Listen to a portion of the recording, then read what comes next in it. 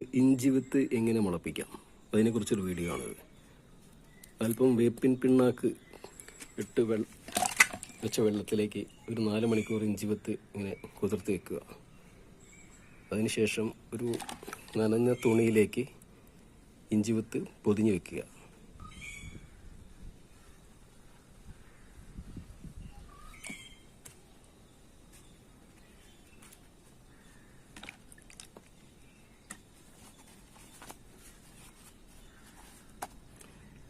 ഇത് ഒരാഴ്ച ആയിക്കഴിഞ്ഞാൽ ഒരു 8-9 ദിവസമായി കഴിഞ്ഞാൽ ഇത് മുള വന്ന് കാണും. അങ്ങനെ എടുത്തു വെച്ച ഇഞ്ചി വിത്താണത്. ഇത് മുള വന്നോ നോക്കാം നമുക്ക്. ഓക്കെ, ഇഷ്ടംപോലെ മുള വന്നിട്ടുണ്ട്. ഇങ്ങനെ ഇഞ്ചി വിത്ത് നമുക്ക് മുളപ്പിച്ചെടുക്കാം വളരെ സിമ്പിളായിട്ട്.